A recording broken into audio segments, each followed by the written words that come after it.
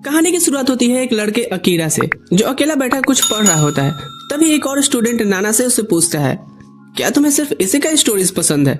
वो कहता है, मैं जो मिले वो पढ़ लेता हूँ, फ्री के बैल के दांत नहीं गिनता। तभी वो सुनता है कुछ लड़कियों को बात करते हुए, हमें तो पता भी नहीं चलता है कि हमारे क्लास में भी है। तभी अचानक से उनके ऊपर एक पोर्टल खुल जाता है और सब टैब हो जाते हैं। नहीं, एक अजीब जगह टेलीपोर्ट हो जाते हैं। वहाँ एक आदमी कुकुम्बर बताता है कि राजा उनसे बात करेगा। सभी पैनिक करने लगते हैं कि ये कौन सी जगह है और हम सब कहाँ हैं। वो कुकुम्बर कहता है, शांत रहो वरना गाजर मूली की तरह काट दूंगा। सभी पूछते हैं, क्या वो दोनों आपके रिश्तेदार हैं? राजा तभी बताता है कि वो लोग रेटारियस नाम के किंगडम में हैं, जो ह्यूमन कॉन्टिनेंट का सबसे बड़ा राष्ट्र है, जिस पर अभी डीमंस अटैक कर रहे हैं। वो आगे बताता है कि उनमें से ही कोई एक हीरो बन के डीमन लॉर्ड को हरा सकता है। और अकीरा ये सुनकर खुश हो जाता है, क्योंकि इसी दिन के लिए तो वो इसी का स्टोरीज देखा करता था। कुकुम्बर सबको कहता है कि क्रिस्टल बॉल पर हाथ रखो और स्टैट शब्द को दिमाग में उस तरह बोलो जैसे अपने क्रश को आई लव यू बोलते हो, जिससे हम सब तुम्हारे स्टैट्स देख सके।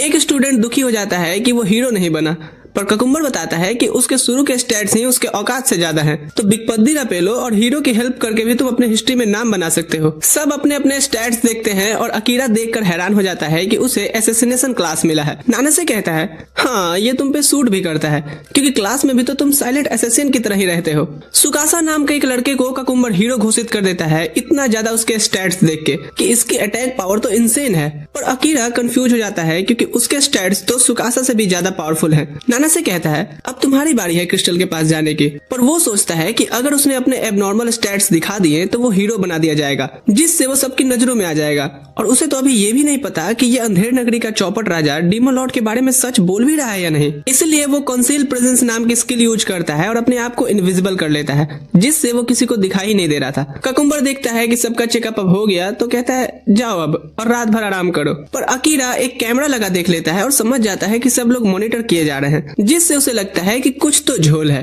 रात को अकीरा अकेले इन्वेस्टिगेट करने निकल पड़ता है। जैसे ही वो आसपास देखते हुए घूम रहा होता है, उसे समझ आ जाता है कि ये वाकई में एक अलग दुनिया है। वो कैसल की छत पर जाता है और अपनी नई बॉडी की 6 पैक्स देख के हैरान रह गया था। तभी उसे राजा और राजकुमारी की बात करने की आवाज सुनाई देती है। वो अपनी प्रेजेंस छुपा करके सुनने लगता है।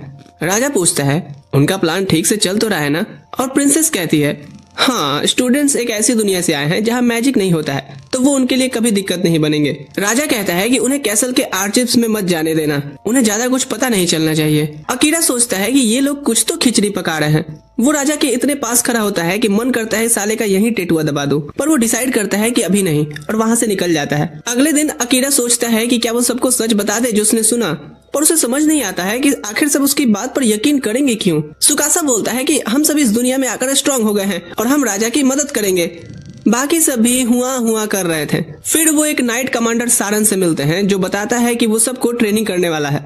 वो कहता है, 1 महीने बाद सबको एक बेसमेंट में अपनी ताकत टेस्ट करनी होगी, क्योंकि मुझे पता है कि तुम्हें कुछ नहीं पता। इसी बीच अकीरा इनविजिबल होकर के अपनी इन्वेस्टिगेशन जारी रखता है, पर सारन उसे देख लेता है और ये चीज अकीरा को हैरान करती है, क्योंकि उसने अपनी काउंसिल प्रेजेंस को ऑफ नहीं किया होता। लगता है स्किल अपने कूलडाउन टाइम पे चला गया है। पर सारन बताता है कि नहीं, स्किल अभी भी एक्टिव है, बस उसकी स्पेशल आंखें ही कुछ ज्यादा देख लेती हैं। अकीरा लड़ने को रेडी हो जाता है, पर सारन कहता है, अरे जरा शांत हो जाओ, मैं राजा को कुछ नहीं बताऊंगा। अकीरा हैरान होकर के पूछता है, क्या तुम राजा की साइड में नहीं हो? सारन कहता है, ये सिचुएशन थोड़ा कॉम्प्लिकेटेड है। अकीरा उसे बताता है कि वो आर्चिप्स पढ़ना चाहता है, क्योंकि उसे इस दुनिया के बारे में कुछ भी नहीं पता। सारन उससे पूछता है कि तुम्हारे कंसील प्रेजेंस का लेवल क्या है? अकीरा बताता है कि ये मैक्स लेवल पर है, पर उसकी बाकी स्किल्स लेवल 1 पे हैं और उसे नहीं पता कि उन्हें कैसे बढ़ाया जाता है। सारन उसे ट्रेनिंग देने का ऑफर करता है और कहता है कि वो जो भी इन्फॉर्मेशन चाहता है वो उसे महल के आर्चिप्स में नहीं मिलेंगी। अकीरा कहता है, यहाँ आने के बाद से दरअसल काफी मजा आ रहा है, पर मुझे अपने घर वापस जाने का रास्ता भी तो ढूंढना है।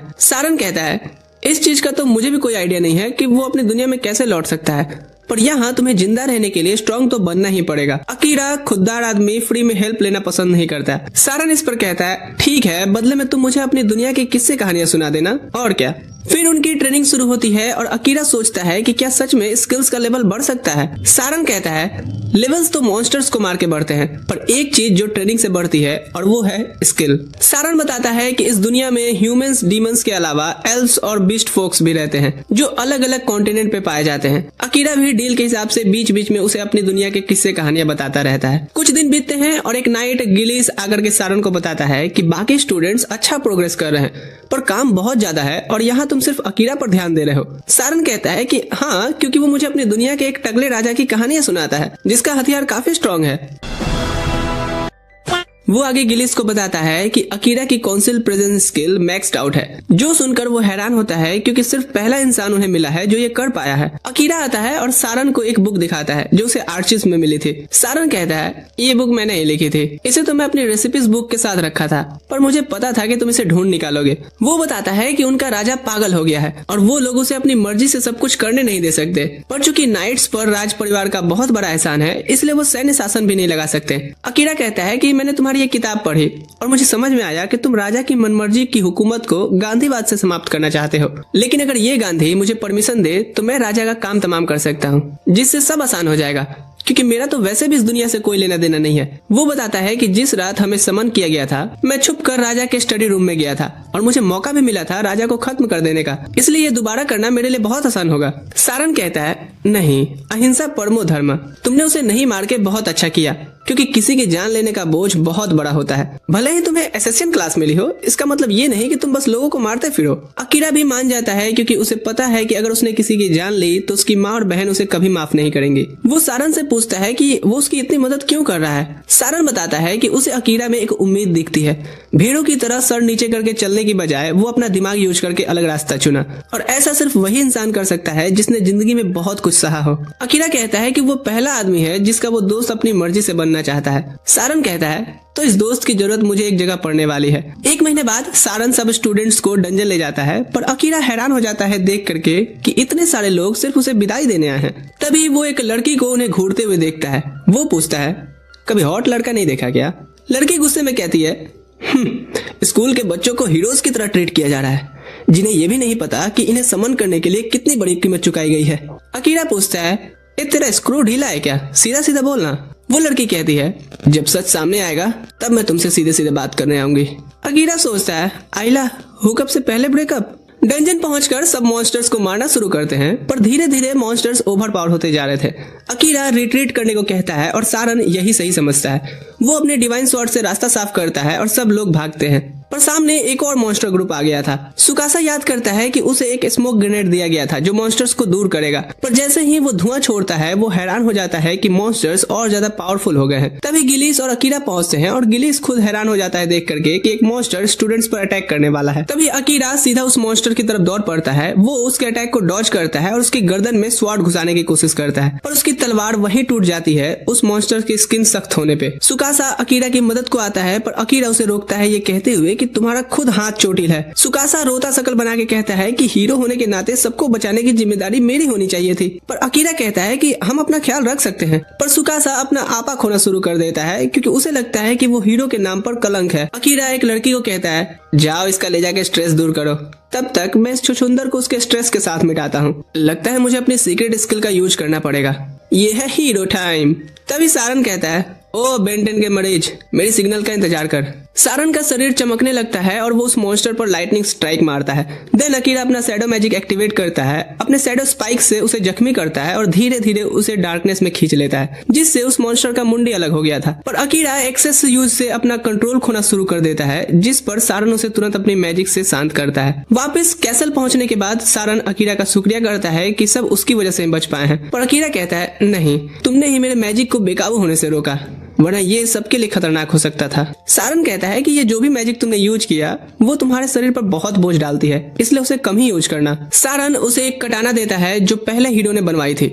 अकीरा पूछता है कि ये सुकासा को क्यों नहीं दी जा रही। मैं नहीं चाहता कि राजा को ये बात पता चले क्योंकि मैंने ये छुप कर रॉयल आर्मरी से चुराई है। कटाना का नाम उसके ऊपर लिखा होता है जो सारन पढ़ नहीं सकता था, पर अकीरा पढ़ लेता है क्योंकि वो जापानीज में लिखा हुआ था। पहले हीरो का संदेश कि मैं चाहता हूँ कि ये तलवार अपने सही अधिकारी को मिले। अकीरा सोचता है कि इतना प्यारा संदेश जिसने लिखा होगा काश वो इंसान से कभी मिल पाता। अकीरा अभी भी सुकासा की हालत को लेकर परेशान है क्योंकि उस पर डाला गया कर्ज बहुत शक्तिशाली है। सारन कहता है कोई शक नहीं कि ये किसने किया होगा। रात में हम देखते हैं राजकुमारी एक कैसल से सुकासा पर कर्ज कर रही होती है। तभी अकीरा उसके पीछे से आकर के कैसल के 2 टुकड़े कर देता है। वो पूछता है कि उसने सुकासा को कर्ज क्यों किया, छोटी बच्ची हो क्या? पर राजकुमारी कुछ नहीं बताती। अकीरा के जाते ही वो एक अलमारी खोलती है जिसमें बहुत सारे क्रिस्टल पड़े होते हैं जिनसे वो अब बाकी स्टूडेंट्स को कर्स करने वाली होती है। बाद में अकीरा सारन को बताता है कि उसका शक सही था, ये उसी का काम है। सारन पूछता है कि क्या अकीरा ने अपनी शकल राजकुमारी को दिखा दी। अकीरा कहता है हाँ, तो क्या मुझे बैटमैन बन के जाना चाहिए था? मैंने उसे इन्फॉर्मेशन निकालने की कोशिश की पर उसने कोई सीधा जवाब नहीं दिया। सारन कहता है कि राजकुमारी तो सिर्फ राजा की कठपुतली है और कहता है कि अकीरा आज रात कैसल में नहीं रुक सकता क्योंकि राजकुमारी अब हीरो के अलावा सारे स्टूडेंट्स को भी कर्स करेगी, पर तुम्हें नहीं कर सकती क्योंकि तुमने उस क्रिस्टल पर अपना हाथ नहीं रखा था, तो इसलिए वो तुम्हें एलिमिनेट करवाने की कोशिश करेगी। अकीरा कहता है ए शांति स्तूप, मैंने इतनी बड़ी गलती की है, तू मुझे डांट क्यों नहीं रहा? सारन कहता है बच्चे गलती करते ही हैं और बड़े उन्हें संभालने के लिए होते हैं। काश मेरी दुनिया के भी बड़े लोग तुम्हारे जितना समझदार होते। सारन मजाक में कहता है अच्छा, तो जब तू अपनी दुनिया में लौटेगा ना तो मुझे भी अपने साथ ले चलना, मैं सभी को अपने जैसा समझदार बना दूंगा। अगली सुबह अकीरा उठकर देखता है कि सब स्टूडेंट्स बाहर इकट्ठा हैं। वो देखने जाता है तो हैरान हो जाता है कि सारन मरा पड़ा है। सब लोग अकीरा को दोष दे रहे होते हैं क्योंकि सारन को उसी के डैगर से मारा गया है। वो डिफेंड करता है पर मेरी डैगर तो डंजन में टूट गई थी ना, तुम सबने देखा था। पर राजा तुरंत नाइट से कहता है पकड़ो इसे। अकीरा तुरंत से काउंसिल प्रेजेंस का इस्तेमाल करके वहां से गायब हो जाता है। वो गिलिस के पास पहुंचता है और गिलिस उसे बताता है कि सारन को राजा के खास कातिलों ने मारा है जिनको नाइट रावंस कहते हैं। पर सारन ने अपने कमरे में अकीरा के लिए कुछ हिदायत छोड़ रखी है, इसलिए अकीरा को वो सब लेकर के तुरंत यहाँ से भाग जाना चाहिए। रात में राजकुमारी राजा को बताती है कि उसने हीरो के अलावा सारे स्टूडेंट्स पर कर्ज लगा दिया है, इसलिए अब उन्हें सिर्फ एक बहाना चाहिए पूर्वी इलाके पर जंग छेड़ने की। राजा कहता है स्टूडेंट्स उसके लिए बहुत जरूरी हिस्सा है और वो अकीरा भी ज्यादा दिन तक इस दुनिया में जिंदा नहीं बच पाएगा, पर फिर भी नाइट सावन को उसके पीछे भेजो। अकीरा डंजन की तरफ बढ़ रहा था क्योंकि सारन ने उसे कहा था कि ये छुपने के लिए सबसे बेस्ट जगह है और यही उसकी क्लास लेवल बढ़ाने का सबसे तेज तरीका भी। साथ ही सारन ने उसे वार्न किया था कि उसका काउंसिल वाला स्किल हाई रैंक मॉन्स्टर्स से उसे नहीं बचा पाएगा क्योंकि उनकी सेंस ऑफ स्मेल और हियरिंग बहुत तेज होती है। पर अगर अकीरा अपना एसेसिनेशन स्किल लेवल अप कर ले तो वो अपनी खुशबू, कदमों की आहट और शरीर का सिग्नेचर तक छुपा सकता है। उसे याद आता है कि सारन ने कहा था कि उसे अभी बहुत लंबा रास्ता तय करना है, लेकिन यकीन मानो ये संघर्ष वाला सफर उसके लिए अच्छे अच्छे बदलाव लेकर के आएगा और जब उसकी क्लास लेवल 100 तक हो जाएगी तब एक स्पेशल स्किल अनलॉक होगा। सारन उसे हर 10th फ्लोर पर बॉस के होने की हिदायत दी है। जब अकीरा पहली बॉस रूम में जाता है तो उसे एक किमेरा दिखाई देती है जो तुरंत उस पर हमला कर दी थी। अकीरा उसके पंजों से बच जाता है पर किमेरा की पूंछ जहरीली अटैक छोड़ देती है जिससे अकीरा गिर पड़ा था। किमेरा उसे दूर फेंक देती है। अकीरा सोचता है कि अगर वो यहाँ मर गया तो सारन का बदला कैसे लेगा, इसीलिए वो अपना शैडो मैजिक एक्टिवेट करता है जो किमेरा को टुकड़ों में फाड़ देता है। अकीरा खुद क्रिटिकल कंडीशन में होता है तो उसका शैडो मैजिक अपने आप रिकवरी मोड में चला जाता है और उसे हील करने लगा था। उधर सुकासा डिसाइड करता है कि उन्हें डीमन लॉर्ड से लड़ने जाना चाहिए, पर बाकी स्टूडेंट्स मना कर देते हैं क्योंकि वो अभी डिस्परेशन में है। उन्हें भी लगता है कि अकीरा ने सारन को मारा है। सुकासा समझ जाता है कि सब प्रिंसेस के कर्स के अंडर है जैसा गिलिस ने बताया था। फिर वो अकेला ही जाने का फैसला करता है, पर अचानक से स्टूडेंट्स उसके साथ चल पड़ते हैं। शहर के बाहर निकल सुकासा पूछता है कि सब उसके साथ क्यों आए। तब यूकी कहती है कि अब उन पर राजकुमारी का कर्ज काम नहीं कर रहा। असाही बताता है कि शायद ये मैंने किया क्योंकि मुझे याद आ रहा है कि मैं किसी अजीब कमरे में कुछ क्रिस्टल तोड़े थे। हमें पता चलता है कि गिलिस ने अपनी मैनिपुलेशन स्किल से असाही को कंट्रोल किया क्योंकि सारन का यही अंतिम आदेश था। असाही सोचता है कि उन्हें अब अकीरा को ढूंढना होगा क्योंकि वो निर्दोष है। उधर अकीरा एक सपना देखता है उस वक्त का जब असाही से उसकी पहली मुलाकात हुई थी। अकीरा एक जॉब कर रहा होता है और उसे कहता है कि इस बात को कभी स्कूल में किसी से न बताए क्योंकि वो नहीं चाहता कि उसकी बहन को पता चले कि वो काम भी करता है। फिर वो दोनों अपनी बहनों की फोटो देखते हैं जो एक दूसरे की दोस्त होती है। अकीरा जागता है तो हैरान होता है कि उसके जख्म पूरी तरह से ठीक हो चुके हैं। वो अपना स्टैट्स खोलता है और देखता है कि उसके स्टैट्स बढ़ गए हैं। वो हैरान होता है देख करके कि उसका शैडो मैजिक 2 लेवल बढ़ गया है, जबकि उसने तो सिर्फ अभी एक ही बार यूज किया था। उसे लगता है कि इसलिए अब उसे उसका कंट्रोल आसान लग रहा है। आगे बढ़ते हुए अकीरा एक स्लाइम से टकराता है। जब वो स्लाइम को काट कर रख देता है तो उसके अंदर से एक एल्फ लड़की एमेलिया निकलती है। अकीरा उस पर वर्ल्ड आई स्किल यूज करके इन्फॉर्मेशन लेना चाहता है, पर उसे इतनी ज्यादा चीजें दिखने लगती हैं कि वो तुरंत स्किल कैंसिल कर देता है। उसे लगता है कि ये स्किल बहुत खतरनाक होगी। तभी एमेलिया होश में आती है और कहती है वो ठीक है, पर अकीरा को पता है कि उसका एचपी बहुत कम है। वो नोटिस करता है कि एमेलिया के पास भी वर्ल्ड आई स्किल है। जब एमेलिया उसे नाम से बुलाती है तो अकीरा कहता है बिना नाम पूछे किसी को उसके नाम से बुलाना प्राइवेसी का हनन है, जबकि उसे पता होता है कि एमेलिया उसका स्टैट्स देख सकती है। एमेलिया फिर बेहोश हो जाती है और अकीरा समझ जाता है कि उसे बुखार है। वो उसकी देखभाल करता है और कुछ देर बाद वो पेट की आवाज से उठ जाती है। अकीरा उसे खाना देता है और एमेलिया पूछती है कि उसे बीमार लोगों की देखभाल कैसे आती है। अकीरा बताता है कि वो अपनी बीमार माँ का हमेशा ख्याल रखते आया है। तभी वो देखती है कि अकीरा ने पत्थर पर कुछ लिखा है। अकीरा कहता है कि ये फ्लोर नंबर है। उसे याद आता है कि अकीरा ने पहले कहा था कि ये 75 फ्लोर है। वो पूछती है कि वो 69 फ्लोर पर क्यों है। तो अकीरा कहता है कि इस फ्लोर पर पानी सबसे करीब में था। अमेलिया तभी शक करती है कि कहीं अकीरा ने उसे गलत तरीके से छुआ तो नहीं। वो तुरंत कहता है कि मैंने ऐसा कुछ भी नहीं किया है, तुम बस सो जाओ। आगे अमेलिया बताती है कि राज परिवार के होने के बाद भी किसी ने कभी उसकी इतनी देखभाल नहीं की जितनी अकीरा ने की है। अगली सुबह वो 18th फ्लोर की तरफ बढ़ता है और एमिलिया मॉन्स्टर से लड़ने में अकीरा की मदद करती है, पर अकीरा समझ नहीं पाता कि एमिलिया उसके पीछे क्यों आ रही है। जब वो ठीक हो चुकी है, अपने रास्ते जाए, अमेलिया कहती है कि मैं बस उसी डायरेक्शन में जा रही हूँ। अकीरा कहता है कि अगर कुछ हुआ तो मैं बचाने वाला नहीं। हाँ ठीक है, मैं एक इंडिपेंडेंट वुमेन हूँ। बॉस रूम में घुसते ही एक ड्रैगन उन पर फायर ब्रीथ छोड़कर अटैक करता है, जिससे दोनों बच जाते हैं। अकीरा अपनी प्रेजेंस छुपा लेता है, जबकि एमिलिया ग्रेविटी जादू से ड्रैगन को मार रही होती है, पर ड्रैगन फिर भी अकीरा को भांप जाता है। एमिलिया कहती है कि ड्रैगन उसकी माना को ट्रेस कर रहा है, इसलिए उसे अपनी मैजिक को आसपास फैला देना चाहिए, पर अकीरा बताता है कि वो ऐसा नहीं कर सकता। अकीरा अपने डार्क मैजिक से ड्रैगन पर हमला करता है और तलवार से उसकी आंख छेद देता है, जिससे ड्रैगन जमीन पर गिर पड़ा था। अकीरा बताता है कि उसने आसपास की माना का इस्तेमाल करके ड्रैगन को हराया है, और अमेलिया हैरान हो जाती है कि उसने ऐसा कर दिया।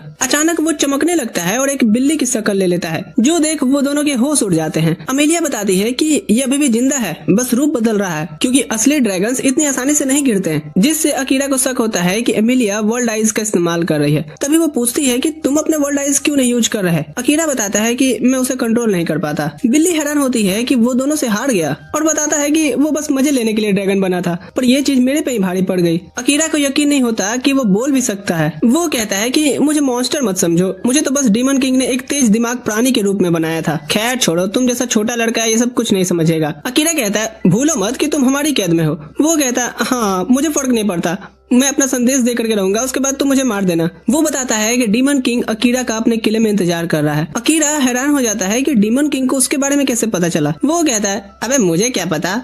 फिर वो जमीन पे लेट जाता है और कहता है कि अब वो उसे मार सकता है क्योंकि उसका काम पूरा हो चुका है, पर अकीरा उसे मारने से इनकार कर देता है क्योंकि उसका मानना है कि सारे मॉन्स्टर्स बुरे नहीं होते। अमेलिया कहती है कि अगर वो बिल्ली को नहीं मारेगा तो बॉस रूम का दरवाजा भी नहीं खुलेगा, पर अकीरा फिर भी इनकार कर देता है क्योंकि उसे बिल्लियां पसंद है। वो कहता है इतना प्यार मुझसे करोगे तो फिर भूख से मरने के लिए तैयार हो जाओ, पर अकीरा सोचता है कि कोई और रास्ता भी तो होगा। तब अमेलिया कहती है कि अगर वो बिल्ले को अपना फेमिलियर बना ले तो दरवाजा खुल जाएगा, पर वो बिल्ला कहता है कि इसके लिए इस किराए के मालिक का अपने माना पे बहुत तेज कंट्रोल होना चाहिए, जो मुझे तो नहीं दिख रहा। अमेलिया कहती है कि अकीरा ने जो अटैक किया था वो वही काम है जो पहले हीरो ने किया था, इसलिए वो ये कर सकता है। हाँ, पर सफल होगा या नहीं वो नहीं पता। अकीरा पूछता है कि अगर वो इस रिचुअल में फेल हुआ तो क्या होगा। बिल्ला कहता है तो दोनों की जान जा सकती है, पर अकीरा बिना सोचे समझे तैयार हो जाता है। अमेलिया समझ नहीं पाती कि वो एक बिल्ले के लिए चीजें इतनी मुश्किल क्यों बना रहा है, जबकि वो उसे आसानी से मार के काम खत्म कर सकता है। पर अकीरा कहता है कि वो अब फैसला कर चुका है। अमेलिया बताती है कि शुरू करने से पहले अकीरा को बिल्ले का एक नाम रखना होगा, तो अकीरा उसका नाम योरू रखता है। अब वो अपनी माना योरू पे यूज करने लगता है, पर अचानक अपने आप को योरू के मन के अंदर पाता है, जहाँ वो देखता है कि योरू एक गांव तबाह कर रहा है। अकीरा उसे रोकने की कोशिश करता है, पर योरू उसे लाइटनिंग से उड़ा देता है, ये कहते हुए कि अगर वो उसे नहीं मारेगा तो उसकी आत्मा हमेशा यहीं कैद रहेगी। योरू उसे खरोंच मारता है और इधर अकीरा के असली शरीर से भी खून बहने लगा था, जो देख अमेलिया घबरा गई थी। अकीरा चाकू फेंक कर एक्शन में आता है तो योरू सोचता है कि आखिरकार फाइनली ये लड़ने के मूड में आ गया। योरू रूप बदलने लगता है, पर अकीरा जानबूझकर उसके पंजे से टकराता है और कहता है कि मैं तुम्हें नहीं मारूंगा और मुझे पता है कि तुम भी मुझे नहीं मारना चाहते। योरू कहता है कि तुम गलत हो, मॉन्स्टर्स की फितरत ही होती है दूसरी जातियों को चोट पहुंचाना। अकीरा कहता है पर मैं जानता हूँ तुम इस जिंदगी से थक चुके हो। सुनो, मैं तुम्हारा ख्याल रखूंगा और तुम्हें किसी को नुकसान भी नहीं पहुंचाने दूंगा। अचानक से योरू शांत हो जाता है और उसका फेमिलियर बन जाता है। अकीरा फिर होश में आता है और वो योरू को जैसे ही सहलाता है उसके शरीर पर साइन बदल जाते हैं। अमेलिया बताती है कि इसका मतलब दोनों की बॉन्डिंग जुड़ चुकी है। योरू उसके साथ वफादारी की कस्में खाता है। तभी एक टेलीपोर्टेशन का सर्कल खुल जाता है, पर योरू अभी जख्मी है, इसलिए वो जाने से पहले उसके ठीक होने का इंतजार करने का फैसला लेते हैं। अमेलिया कहती है कि वक्त काटने के लिए बातें करते हैं और योरू भी मान जाता है। उसे लगता है कि अब वो सब एक दूसरे को अच्छे से जानना चाहते हैं। इधर दूसरी तरफ सुकासा और उसके साथी एक नगर में पहुंचते हैं जो बिल्कुल उनके देश जैसा लगता है। सभी नए कपड़े पहनते हैं, खाना खाते हैं और सुकासा फिर कहता है कि हमें बैठकर प्लान बनाना चाहिए। सबसे पहला काम हमें नौकरी ढूंढना है। नानसे कहता है कि उन्हें साथ में जाकर के एडवेंचरर बनना चाहिए। सुकासा मानता है और कहता है कि हाँ, इससे हमें इस दुनिया की जानकारी भी मिलेगी। डेओस सोचता है कि क्या कोई किताब होगी जिसमें घर वापस जाने का तरीका लिखा हो। सुकासा कहता है घर वापसी का एक ही रास्ता है, राजा और राजकुमारी जरूर जानते होंगे कि उन्हें कैसे लौटाया जाएगा, क्योंकि उन्होंने ही उन्हें बुलाया था और उसके लिए हमें पहले डीमन किंग को मारना होगा, फिर हम उनसे इस चीज का शर्त रख सकते हैं। पर असाही कहता है कि उन्हें तब तक रुकना चाहिए जब तक अकीरा उनसे नहीं मिल जाता। उसका मानना है कि अकीरा हम में से सबसे शक्तिशाली है, इसलिए बिना अकीरा के डीमन किंग से लड़ना बेवकूफी होगी। पर हर किसी का अकीरा के बारे में अभी भी अलग अलग राय ही चल रही थी। सब लोग सुकासा को बोलते हैं कि वही फैसला करे। सुकासा सोचता है कि अकीरा उनके साथ टीम कभी नहीं बनाएगा, क्योंकि किंडरगार्टन से एक ही क्लास में होने के बावजूद भी वो मुझे पहचानता तक नहीं है। सुकासा जानता है कि सिर्फ हीरो की होली स्वॉर्ड ही डीमन किंग को हरा सकती है, मतलब इसमें टीम वर्क बहुत जरूरी है। पर अकीरा इसमें दिलचस्पी नहीं लेगा, क्योंकि वो सबसे ज्यादा ताकतवर है, इसलिए पहले हमें भी उसके जितना ताकतवर बनना पड़ेगा जिससे वो हमें अपने में लगाए। इसलिए वो फैसला करते हैं कि यहीं रुककर अकीरा का इंतजार करेंगे और तब तक यहाँ के मॉन्स्टर से लड़के खुद को ताकतवर भी बनाएंगे। डंजन में अमेलिया बताती है कि उसे अपने घर से भागना पड़ा। जब लोग उसके पीछे पड़ गए तो उसने ग्रेविटी जादू से पहाड़ तोड़ करके अपनी जान बचाई। वो नदी में गिर गई और फिर बहते बहते किनारे तक पहुंची, जहाँ एक डार्क स्लाइम ने उसे निगल लिया था। और जब फिर उसे होश आया तो उसके सामने अकीरा था। एमिलिया कहती है कि मुझे अब अपने पास्ट से बिल्कुल फर्क नहीं पड़ता, क्योंकि इसी तरह मेरी मुलाकात तुमसे हुई। पर अकीरा कहता है कि उसे वापस जाकर के सब ठीक करना चाहिए। उसे पता है कि अमेलिया की छोटी बहन को उससे शिकायत है, इसलिए अमेलिया को उससे बात करनी चाहिए। पर अमेलिया कहती है कि ये उतना भी आसान नहीं है। अकीरा उसे एक किस्सा बताता है कि एक बार उसने अपनी बहन के लिए नया फोन लिया था, पर उसकी बहन नाराज हो गई क्योंकि वो नहीं चाहती थी कि अकीरा उसके लिए इतनी मेहनत करे। तब उनकी माँ ने कहा था कि अकीरा ऐसा इसलिए करता है क्योंकि वो तुमसे बहुत प्यार करता है। वो कहता है कि चाहे अपनों से लड़ाई ही क्यों न हो जाए, बाकी सब तो सपने होते हैं, पर अपने तो अपने होते हैं ना। और मैं भी चाहता हूँ कि अपनी माँ और बहन को एक बार देखूं, लेकिन तब तक नहीं जब तक मैं सारन का बदला नहीं ले लेता। तभी अचानक उसके आसपास डार्क एनर्जी घूमने लगती है, पर वो खुद को संभाल लेता है। योरू से कहता है, मालिक अपनी खूनी भावनाओं को थोड़ा कंट्रोल में रखो।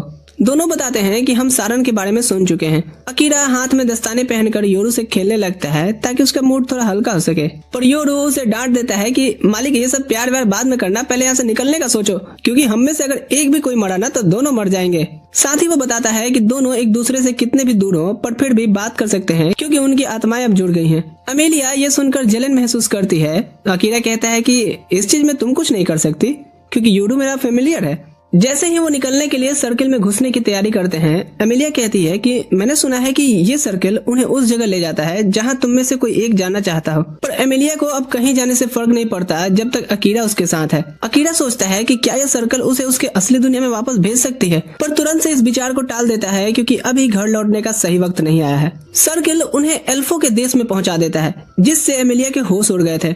तभी एक एल्फ उस पर तीर चला देता है। अकीरा तुरंत एमिलिया को बचा लेता है और पल भर में उस एल्फ के सामने खड़ा हो जाता है। अगर तूने तीर चलाना बंद नहीं किया तो तेरा टेटुआ दबा दूंगा। वो एल्फ कहता है कि अमेलिया का अब यहाँ कोई अधिकार नहीं है, इसलिए वो चली जाए यहाँ से। अकीरा उसे बेहोश कर कहता है, बहुत बोलता है साला। अचानक वो सभी चारों तरफ से घेर लिए जाते हैं। अमेलिया की बहन रोज सामने से आती है और कहती है कि वो अपनी बहन एमिलिया से उस पाप का बदला लेगी जो उसने किया। फिर एक यादे दास्तान में हम देखते हैं, एक दिन अमेलिया घूमने निकली थी और रोज को सैनिकों के साथ तलवार चलाते देखकर इम्प्रेस होती है। रोज ने तुरंत उस सोल्जर को हरा दिया था, पर उसकी सेवा में लगी नौकरानियां याद दिलाती हैं कि असल में तो आपकी बहन अमेलिया ही लीडर बनने वाली है। तभी रोज का फियोंसे लियाम उससे सगाई तोड़ने की बात करता है। रोज कहती है, ये इसलिए है ना क्योंकि अमेलिया विपत्ति की संतान है, और अमेलिया पर अचानक भयानक अपराध का आरोप लग जाता है। प्रेजेंट में अकीरा सोचता है कि अमेलिया ने आखिर ऐसा क्या किया था। रोज बताती है कि अमेलिया ने उसे जहर दिया था, पर अमेलिया कसम खाकर कहती है कि मुझे लगा कि तुम जहर दे रही हो। रोज अकीरा से कहती है, अमेलिया को मेरे हवाले कर दो, और अपने मैजिक से अकीरा को कंट्रोल करने की कोशिश करती है। अमेलिया गुस्से में अपनी बहन को बोलती है कि अपना मैजिक हटाओ ताकि अकीरा खुद फैसला कर सके। रोज हैरान होती है कि पहली बार अमेलिया उस पर ऐसे चिल्ला रही है। अकीरा कहता है, चिंता मत करो, ये मेरे पे काम नहीं करेगा। हाँ तो मैं कहाँ था? योरू कहता है कि ये पावर खुद से पावरफुल लोगों पर काम नहीं करता। रोज को यकीन नहीं होता कि अकीरा उससे ज्यादा ताकतवर है, पर अकीरा कहता है कि अमेलिया पर जो झूठे आरोप लगाए गए हैं उन्हें अब मुझे दूर करना होगा, क्योंकि मैं जानता हूँ कि ये झूठ नहीं बोलती। रोज अपने सैनिकों से अकीरा को मारने का आदेश देती है। अकीरा लड़ने को तैयार हो जाता है। तभी एल्फों के राजा आकर के सबको रुकने बोलता है। रोज हैरान होती है कि वो यहाँ कैसे, क्योंकि आपको तो देश के बाहर होना चाहिए था। राजा पूछता है कि क्या हो रहा है ये सब, और सारे एल्फ एक के बाद एक बताने लगते हैं कि अमेलिया ने पाप किया है। राजा कहता है, चुप, क्या पाप पाप लगा रखा है। तभी वो नोटिस करता है कि सभी पे रोज की चार्म मैजिक लगी हुई है। वो रोज को आदेश देता है कि सब पर से अपना जादू हटाए। फिर वो अमेलिया से माफी मांग करके सब ठीक करने का प्रॉमिस करता है और अकीरा से कहता है कि तुम लड़के उल्टे पैर लौट जाओ। अमेलिया बताती है कि अकीरा ने ही उसे बचाया है, पर राजा कहता है हाँ तो उससे क्या, दूसरी जातियों का यहाँ आना मना है। अमेलिया कहती है फिर मैं भी आपके साथ नहीं आना चाहती। राजा कहता है ये तुम क्या कह रही हो, तुम्हें ही गद्दी को संभालना है। अकीरा कहता है इसे फोर्स नहीं कीजिए, ये अपने फैसले खुद करेगी, और वो राजा को खुलेआम इसके लिए चैलेंज कर देता है। राजा देख लेता है कि अकीरा में वो कला है जो लियाम को हरा सकती है, तो वो अकीरा को मुकाबले की चुनौती देता है और जो जीतेगा वही फैसला करेगा। राजा अपने तरफ से रोज को लड़ने भेजता है और कहता है कि ये मुकाबला होली ट्री के सामने होगा। जाते हुए अमेलिया अकीरा से माफी मांगती है कि उसने उसे परेशानी में डाल दिया, पर अकीरा कहता है कि ये उसका खुद का भी फैसला था। अकीरा पूछता है कि उन्होंने तुम्हें विपत्ति का संतान क्यों बुलाया। अमेलिया बताती है कि पुरानी कथाओं में लिखा है कि अगर जुड़वा बच्चे पैदा हो और उनमें से एक अपने माँ बाप से अलग दिखाई दे तो माना जाता है कि वो आगे आने वाले समय में देश के लिए दुर्भाग्य लेके आएगा। योरू कहता है कि ये कथा तो बहुत पहले ही अंधविश्वास मानी जा चुकी है, इसलिए उसे लगता है कि रोज ने ये सब सिर्फ जलन में कहा होगा। अकीरा कहता है कि हाँ, क्योंकि तुम्हारे बाल इतने सुंदर जो हैं वो उससे जलेगी ही। वो लोग होली ट्री तक पहुंच जाते हैं। अकीरा फैसला करता है कि वो अपनी इनविजिबल पावर नहीं यूज करेगा ताकि सब देख सकें कि वो कैसे जीता, पर अमेलिया उसे चेतावनी देती है कि रोज एल्फो में सबसे तेज तलवारबाज है। अकीरा हैरान होता है कि इतना कुछ होने के बाद भी तुम अपनी बहन की साइड ले रही हो। अमेलिया कहती है कि हम पहले बहुत क्लोज हुआ करते थे और अब भी वो उसे अपनी प्यारी छोटी बहन ही मानती है। मुकाबले की तैयारी होती है और रोज यकीन नहीं कर पा रही थी कि अकीरा अपनी तलवार ही नहीं निकाल रहा। अकीरा उसे टीज करता है कि मैं तुम्हें कहीं गलती से न मार दूं इसलिए तलवार नहीं खींच रहा। राजा कहता है फाइट। रोज बिजली की रफ्तार से हमला करती है, पर अकीरा आसानी से उसकी तलवार से बचकर उसे पीछे धकेल देता है। रोज सोचती है कि अकीरा उसका मजाक उड़ा रहा है, इसलिए वो अपनी तलवार में हवा का जादू भरकर तेज धमाका करते हुए उस पर हमला करती है, पर अकीरा फिर बच निकला था। वो पास आकर के रोज को लंगड़ी मारकर पूछता है क्या अब उसका गुस्सा ठंडा हुआ। वो बताता है कि अमेलिया उसकी कितनी तारीफ करती है और चाहता है कि कोई अगर चीज उसे परेशान कर रही है तो दोनों बहनें बैठकर उस पर बात करें, पर रोज कहती है कि अमेलिया ने उससे सब कुछ छीन लिया। लगातार ये कहते हुए वो हमला कर रही थी, पर तभी उसका कंट्रोल अपने मैजिक पर से ही छूटने लगता है। अकीरा तुरंत योरू से अमेलिया को प्रोटेक्ट करने को कहता है। यहाँ हम एक पास्ट में देखते हैं कि छोटी रोज अमेलिया के सुंदर बालों को एडमायर करती है, पर जब उसे पता चलता है कि अमेलिया का क्लास एक लेजेंडरी स्पिरिट मीडियम है तब सारा अटेंशन अमेलिया को मिलने लगता है। रोज कहने लगती है कि वो सब उसे वापस चाहिए जो उसका था। अमेलिया उसे अब रुक जाने को बोलती है। तभी लियाम अमेलिया को कोई मैजिकल आइटम देता है जिसका इस्तेमाल कर पूरी जगह को वो शुद्ध कर देती है। इससे सारे सैनिक से रोज का जादू हट गया था। रोज समझ लेती है कि अब सब कुछ खत्म हो गया है, इसलिए वो अब अपना अंतिम हमला तैयार करती है। अकीरा देख लेता है कि अगर वो बचने की कोशिश करेगा इससे तो पीछे खड़े लोग मर जाएंगे, इसीलिए वो अपना डार्क मैजिक यूज करता है जो रोज की मैजिक को निगलने लगता है। पर जैसे ही वो जादू रोज को भी लपेटने वाला होता है अकीरा उसे वापस खींच लेता है और वो उसके शरीर में फिर से समा जाता है। रोज हार मानने से इनकार करती है, पर अकीरा उसका अटैक ब्लॉक कर उसे दूर उड़ा देता है। रोज सोचती है कि अमेलिया और लियाम उसका मजाक उड़ाने आए हैं क्योंकि उन्होंने उसका जादू पल भर में तोड़ दिया, पर अमेलिया कहती है कि लियाम कभी उसके जादू में था ही नहीं। रोज यकीन नहीं करती और रो रो कर कहती है कि ठीक है मैं हार गई, वो चाहे तो कोई भी सजा दे दे। तभी राजा बोल उठता है कि सारी गलती मेरी थी। वो बताता है कि अमेलिया ने उससे कुछ नहीं छीना, बल्कि वो खुद रोज की यादें मिटा करके उसे बचाने की कोशिश कर रहा था। राजा उसकी यादें वापस करता है। यादों में हम देखते हैं कि रोज अपने से तलवारबाज बनने का वादा करती है और डंजन में ट्रेनिंग करने जाती है, जहाँ उसे एक मिस्टीरियस लड़की ऑर्ब देती है, ये कहते हुए कि ये मॉन्स्टर को खत्म करेगा। वो सोचती है कि मॉन्स्टर्स को हरा के जल्दी ताकत पालूंगी, पर इससे मॉन्स्टर्स और भी ज्यादा हो जाते हैं। रोज भाग करके बाहर निकलती है, पर मॉन्स्टर्स का पीछा कर लेते हैं। वो अपने आप को अब खत्म ही समझती है, पर तभी लियाम और सैनिक आ जाते हैं और एक गॉब्लिन ने लियाम का काम तमाम कर दिया था। राजा बताता है कि लियाम की मौत ने रोज को ऐसा तोड़ दिया कि वो अंधेरे में डूब गई, इसलिए उसकी यादें मिटानी पड़ी। पर अमेलिया ने पुनर्जन्म का जादू बनाया और लियाम बच गया। इसके बाद रोज सबसे अलग होती चली गई क्योंकि सिर्फ वही सच नहीं जानती थी। राजा मानता है कि ये राज छुपाने से उनके बीच एक दीवार बन गई, इसलिए आज का मुकाबला उसकी हिम्मत वापस लाने के लिए रखा गया था। राजा बताता है कि जब लियाम को फिर से जीवित किया गया तो होली ट्री का एक पत्ता उसके शरीर में समा गया, इसलिए रोज का चार्म मैजिक उस पर काम नहीं करता। राजा यहाँ माफी मांगता है कि अमेलिया को दूर भेजना पड़ गया। रोज रोने लगती है कि उसने सबकी चिंता को दया का भाव समझा और अपनी ही बहन को दुश्मन बना लिया। अमेलिया उसे गले लगाकर कहती है कि तुम हमेशा से एक अच्छी इंसान रही हो तो बुरा क्यों बनना है। इस तरह दोनों बहनें फिर से मिल जाती हैं। उसके बाद सब लोग भोज करते हैं। अकीरा राजा को याद दिलाता है कि मुकाबला मैंने जीता है, इसलिए अमेलिया अब आजाद है और वो जो चाहे वो कर सकती है।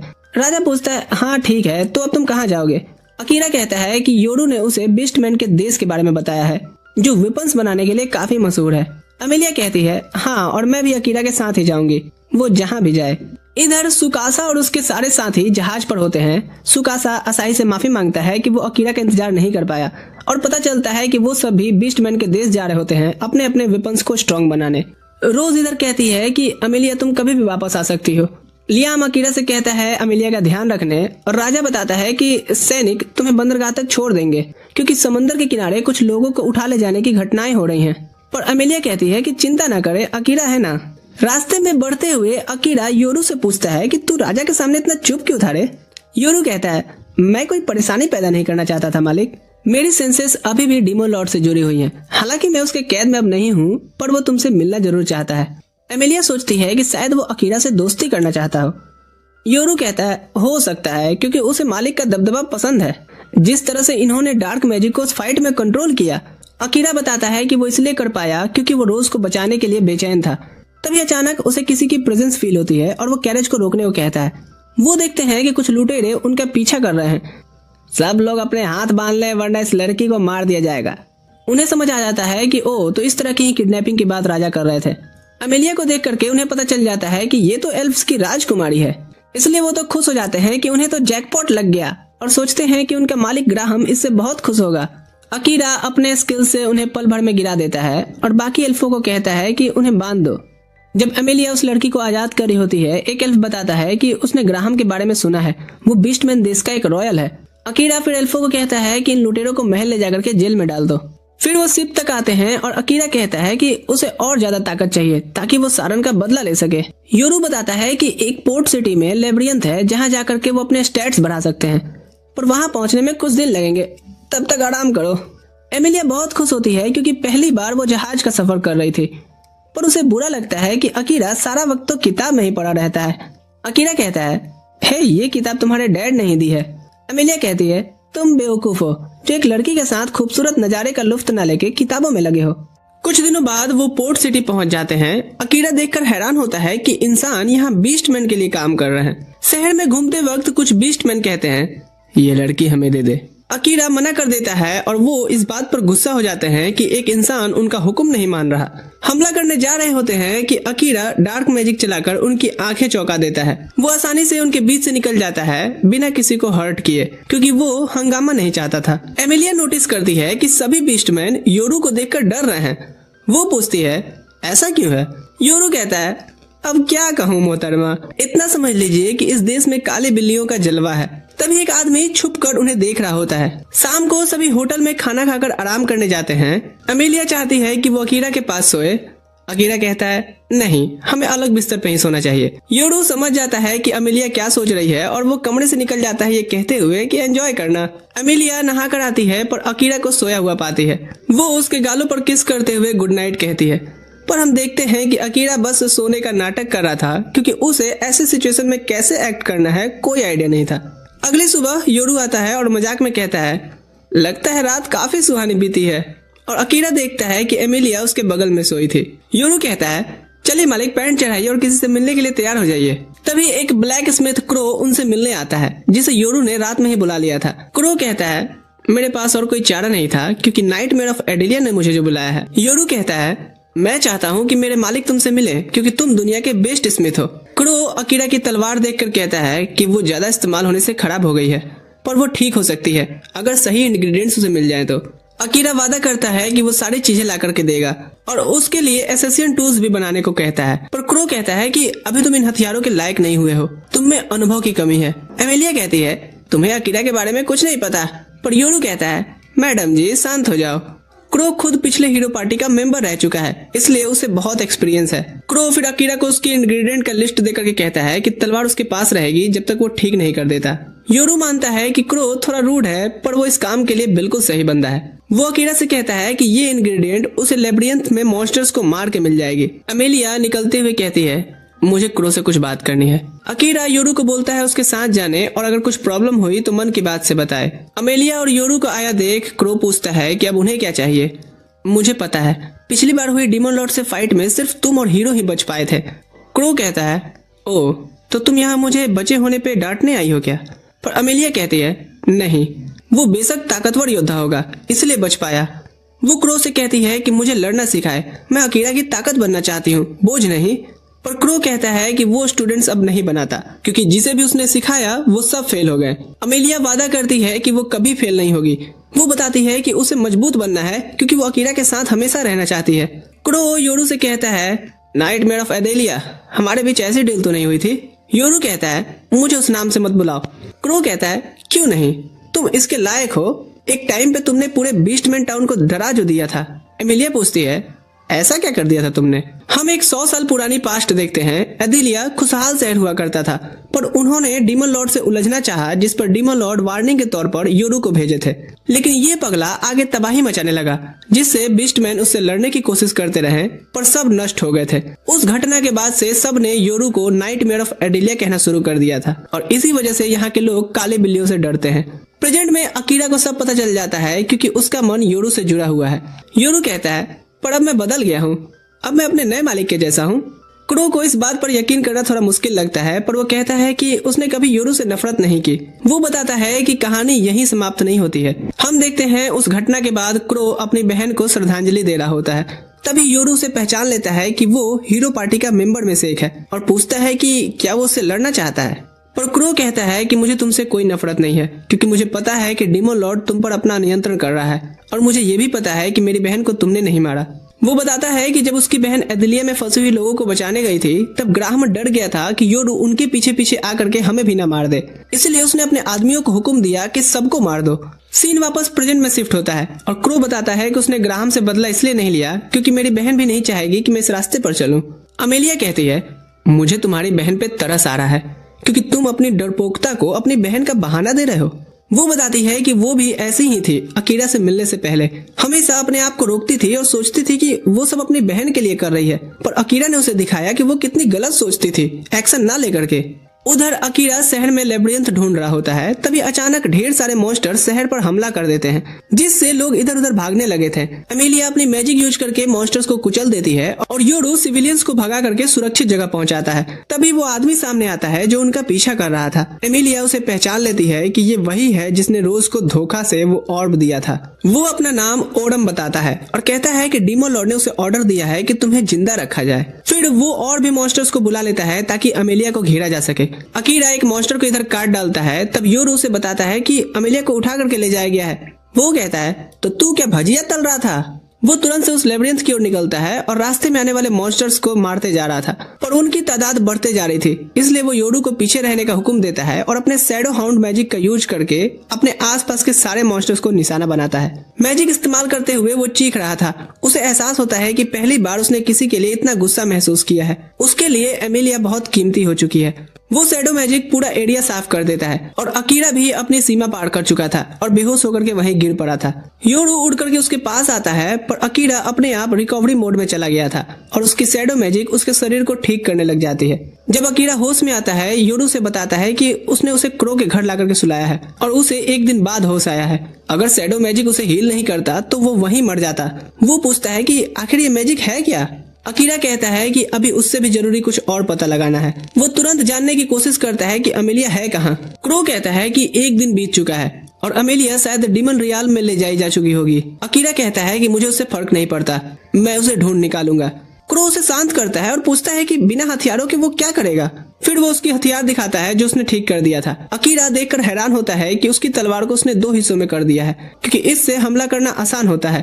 क्रो उसे एक अंगूठी भी देता है जो पिछले हीरो ने बनवाई थी।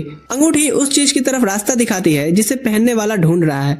अकीरा अंगूठी को आजमाता है, तभी रेड बीम निकल करके सामने पॉइंट करती है। योरू कहता है यानी कि वो अभी भी लेब्रियंथ में ही है।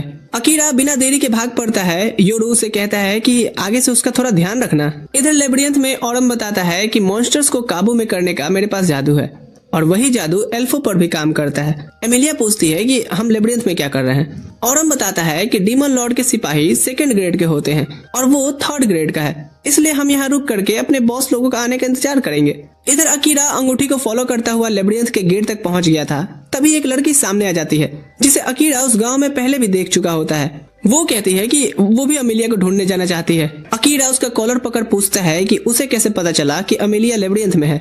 वो बताती है कि मैंने अपनी सेंट ट्रैकिंग स्किल से अमेलिया का पता लगाया। अकीरा पूछता है और वो क्यों? वो अपना परिचय देती है कि मेरा नाम ले है, मैं बीस्टमैन किंगडम की पहली राजकुमारी हूँ।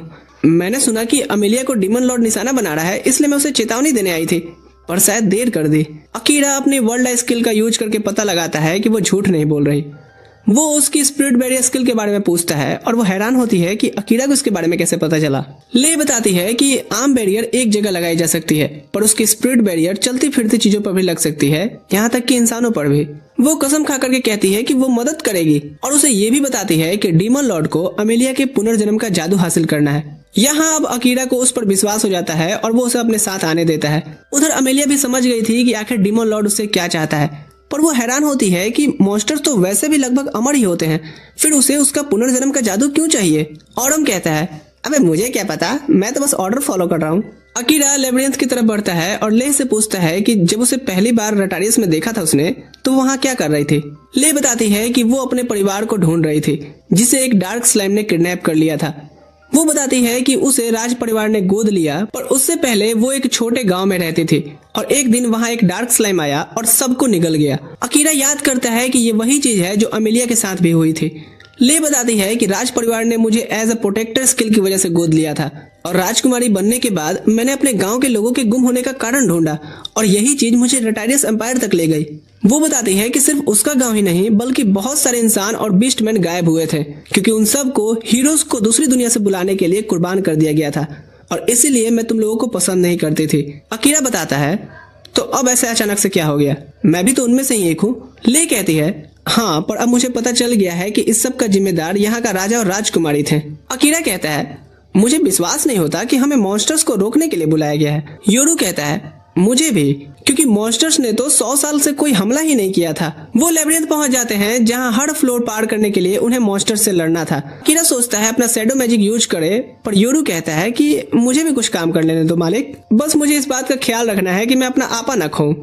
अकीरा उसे यकीन दिलाता है कि वो उसे कंट्रोल में रखेगा। योरू तुरंत रूप बदल लेता है और मॉन्स्टर्स को कुचलते हुए आगे बढ़ता है। धीरे धीरे वो अपना नियंत्रण खो रहा था, पर अकीरा अपने सबकॉन्शियस माइंड से उसे लगातार बातें कर रहा था। वो पूछता है कि सभी मॉन्स्टर्स और डीमन से नफरत क्यों करते हैं। योरू बताता है कि सिर्फ पहला डीमन किंग ही था जिसने दूसरी प्रजातियों पर भी अपना हक जमाने के लिए उन पर हमला करता था, और तभी से सभी मानने लग गए कि डीमंस बुराई का जड़ है।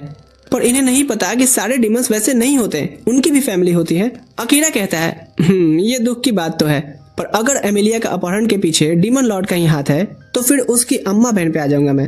आखिरकार वो एमिलिया तक पहुंच जाते हैं और हम हैरान होता है कि वो इतनी जल्दी कैसे पहुंच गए। योरू कहता है कि मैं अपने लिमिट्स तक पहुंच चुका हूं मालिक। अकीरा उसका शुक्रिया अदा करता है और कहता है कि तुम थोड़ा आराम कर लो। वो लड़ने की तैयारी करता है। ले अमेलिया पर अपनी बैरियर स्पेल लगा देती है।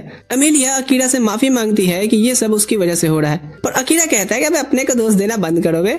अकीरा पीछे से ऑडम पर वार करने की कोशिश करता है, पर उसका अटैक काम नहीं करता और ऑडम उसे एक हिट मारता है। अकीरा जितने अटैक्स करता है ऑडम सबसे बच गया था और बार बार उसे हिट करते रहता है। ले को भी यकीन नहीं हो रहा था कि उसका बैरियर स्किल भी वो तोड़ दे रहा है। योरू बताता है कि ऑडम की भाला बहुत गहरी माना से भरी हुई है। ऑडम कहता है, चलो सब खत्म करने का टाइम हो गया, पर तभी अकीरा अपना शैडो मैजिक यूज करता है। वो जमीन पर बिखरे हुए अपने ब्लड्स भी वापस एब्जॉर्ब कर लिया था। फिर वो अपने शैडो बीस्ट को बुलाकर ऑडम पर हमला करवाता है। उसका ध्यान जैसे ही भटकने लगता है अकीरा उसे एक हिट मारता है जिससे वो घुटनों पर गिर पड़ा था।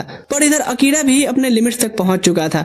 ऑडम फिर अपनी बांसुरी बजाता है और बहुत सारे मॉन्स्टर्स उस पर हमला करने आ जाते हैं। अकीरा समझ जाता है कि उसकी हालत ऐसी नहीं है कि वो दोबारा से शैडो मैजिक का इस्तेमाल करे, पर तभी ले अपनी सारी मैजिक एक साथ इस्तेमाल करके एक बैरियर कास्ट करती है जो उन मॉन्स्टर्स के हमले को रोकता है और साथ ही पलटकर उन मॉन्स्टर्स को तुरंत मिटा भी दिया था। इधर अमेलिया ऑडम की कमजोरी की वजह से आजाद हो जाती है। ऑडम कहता है कि मुझे खत्म कर दो क्योंकि मैं तुम्हारी गुलामी कभी स्वीकार नहीं करूंगा, पर अकीरा यहाँ पर हेजिटेट करता है। उसके मन में फिर से सारण के वो शब्द घूमने लगते हैं कि किसी को मारने का बोझ बहुत भारी होता है। तभी एक टेलीपोर्टेशन सर्कल चमक उठता है और सेकंड क्लास का डीमन महीडू आकर के खड़ा हो जाता है। योरू अकीरा को चेतावनी देता है कि सीधे महीडू से लड़ना यानी मौत समझो, क्योंकि तुम उसके सामने अभी कुछ भी नहीं हो। महिरू ओरम को आराम करने बोल उठा के दूर फेंक देता है। फिर वो चुटकी बजा लेह का बैरियर तोड़ देता है। अकीरा उसे रोकना चाहता है, तभी महिरू कहता है मेरा लेह से कुछ नहीं लेना देना। वो अपना कठपुतली जादू चला देता है। अकीरा उसे रोकने की कोशिश करता है पर उसे पता चलता है कि निशाना वो नहीं अमेलिया है। अमेलिया दर्द से चिल्ला उठती है जैसे कि मैजिक उसे हर्ट कर रहा हो। इससे अकीरा का गुस्सा फूट पड़ता है। तभी महिरू कहता है ये मरी नहीं है, पर क्या तुम्हें मुझसे लड़ने का मन कर रहा है? अकीरा समझता है कि वो महिरू का सामना भी नहीं कर सकता, इसलिए उसका भी पूरा फोकस अमेलिया को बचाने पे होना चाहिए। महिरू बताता है कि मुझे इसे किडनैप करना है और सब रास्ते बंद कर देता है। अकीरा को पता है कि वो पूरी ताकत से नहीं लड़ सकता क्योंकि उसने अभी अभी शैडो मैजिक का यूज जो किया था। वो पूछता है कि उसका नाम कांजी में लिखा है क्या, और बताता है कि वो भी जापान में जीत चुका है। अकीरा हैरान होता है कि वो इंसान हो गए डीमंस के साथ क्यों मिला हुआ है। महिरू उस पे हमला करता है जिसे अकीरा डॉज कर लिया था, पर वो अटैक मुड़कर पीछे से उसे लगता है। अकीरा सामने बढ़ता है पर महिरू उसे पीछे धकेल देता है और भी मैजिकल बॉस उस पर फेंकने लगा था। तो अकीरा थोड़ी बहुत अपनी शैडो मैजिक यूज करके उससे बचता है। महिरू कहता है तुम्हारा मैजिक दिलचस्प है, पर मुझे ये भी पता है कि तुम्हारा माना खत्म हो रहा है। वो कहता है कि मुझे अफसोस रहेगा कि मैं तुम्हें पूरी ताकत से लड़ते नहीं देख पाया। वो फाइनल अटैक करने बढ़ता है। अकीरा समझ जाता है कि अब हालत खराब होने वाली है। तभी योरू कहता है मुझे मिस कर रहे थे क्या मालिक? हाँ देख क्या रहा है भिकमंगिया, मैं अब डीमन लॉर्ड का गुलाम नहीं हूँ तेरी तरह। वो अकीरा से कहता है कि मेरा बंधन तोड़ दो मालिक, ताकि मैं इसे रोकने के लिए बर्जर्क मोड तक भी जा सकूं। पर अकीरा इस बात से बिल्कुल सहमत नहीं होता और कहता है कि ये बंधन तो प्यार का बंधन है रे पगले। महिरू को कुछ समझ नहीं आ रहा था कि ये क्या बतिया रहे हैं, पर वो कहता है हाँ ये कर लो पहले, क्योंकि शायद तुम्हारी यही आखिरी बातचीत हो। अकीरा योरू से कहता है कि वो साथ लड़ेंगे और महिरू को हराएंगे। तब योरू अपना रूप बदलकर सारन बन जाता है और बताता है कि यही एक रूप है जो महिरू का मुकाबला कर सकता है। पर वो अकीरा को बताता है कि वो ये रूप ज्यादा देर तक नहीं संभाल सकता है, इसलिए उन्हें लड़ाई जल्द ही खत्म करनी होगी। महिरू अपने मैजिकल एरो से हमला करता है तो वो दोनों एक तरफ उछल जाते हैं और योरू एक लाइटनिंग हैमर समन करने लगता है। अकीरा समझ जाता है कि वो उसकी शक्तियां बढ़ा रहा है और उसे लगता है कि हम ये लड़ाई जीत सकते हैं। तभी महिरू एक बहुत बड़ा बैरियर बना देता है और उनके ऊपर लाइटनिंग फॉल कराता है। अकीरा और योरू बचने के लिए दोनों महिरू की तरफ भागते हैं। अकीरा अपने बॉडी को शैडो मैजिक से ढक लेता है और महिरू पर हमला शुरू करता है, पर महिरू मैजिकल स्वॉर्ड से उसे रोक लेता है।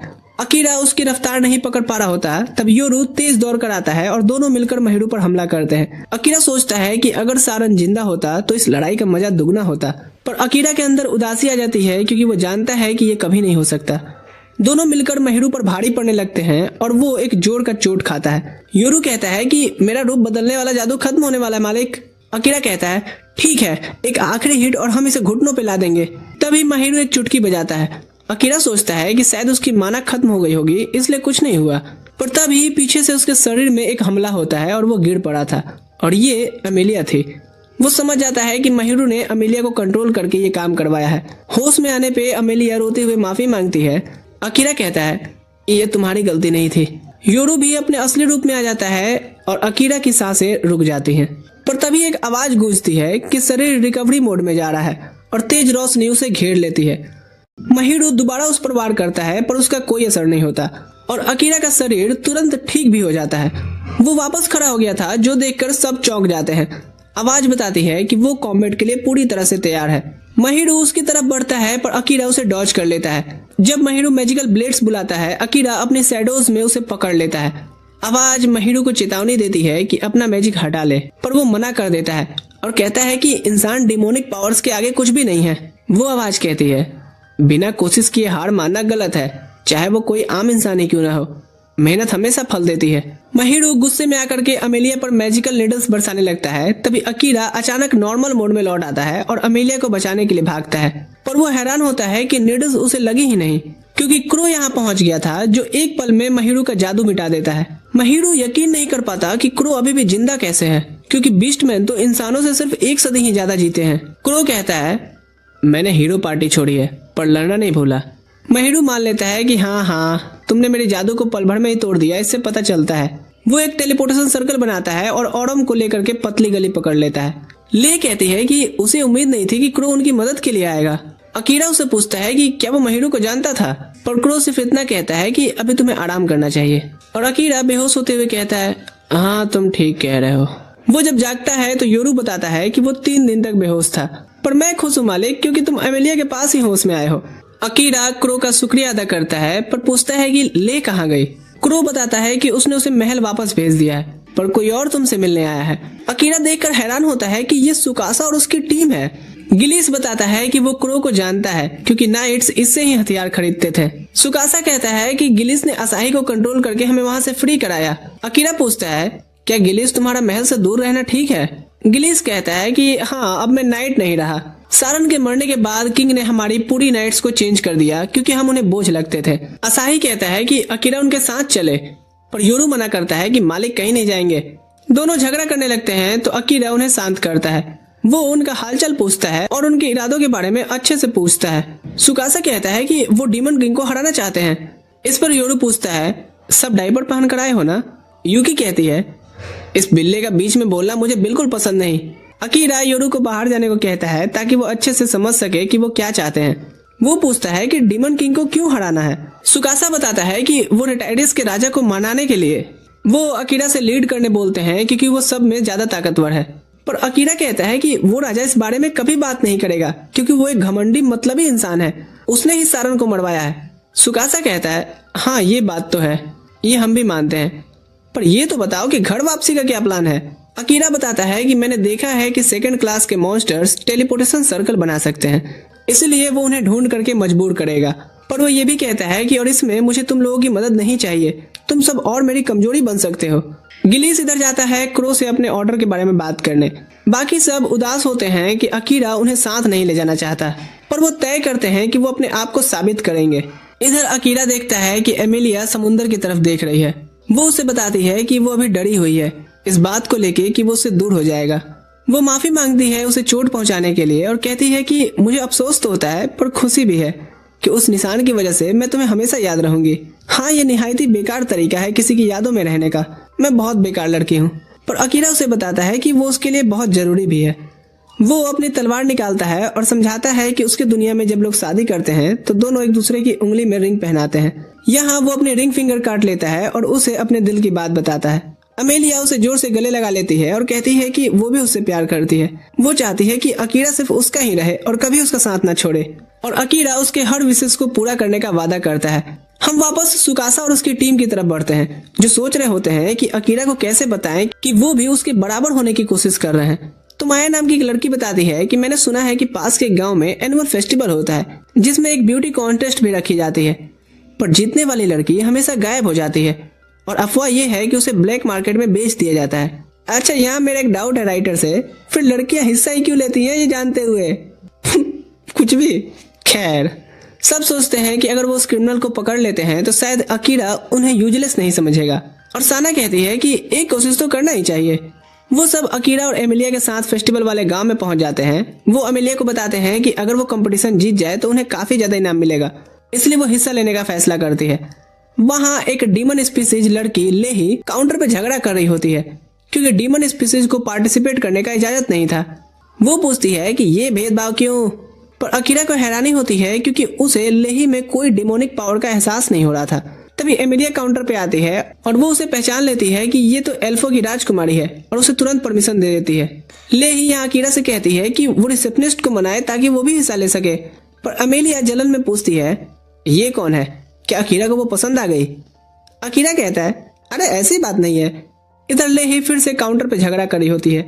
ये देख करके अमेलिया अकीरा को कहती है, ठीक है उसकी मदद करो, ये बस पार्टिसिपेट करना चाह रही है।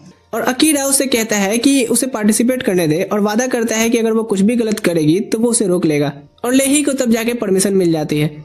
वो खुश होती है, तभी उसके साथ योरू को देखती है।